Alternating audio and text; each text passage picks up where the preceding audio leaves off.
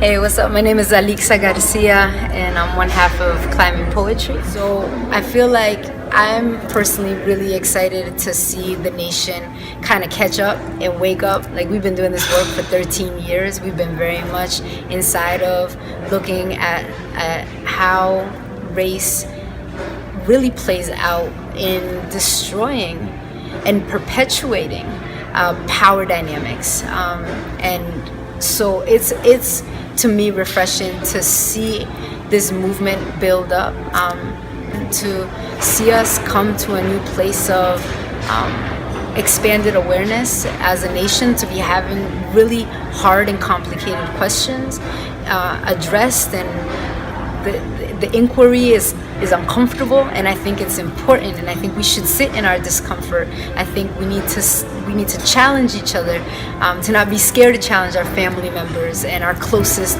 people, because that's where the change really can happen. And I feel like it's inspiring, it's heartbreaking, but it's not new.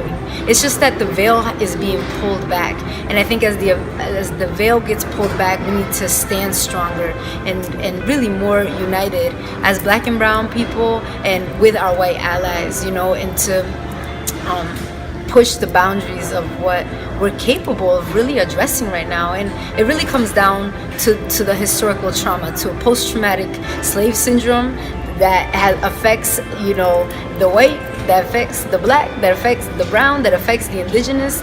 I think people are shook up, and I'm like, damn, let's shake people up, because we've been in a dream. People have been in this long-standing dream that only exists on the backs of the most of the 2/3 of the world, including Black and brown, immigrant and indigenous people in the United States. And so for me, I feel like it's heartbreaking, and it's in our face, and it's vulgar, it's violent, it's disgusting, but it's been all those things.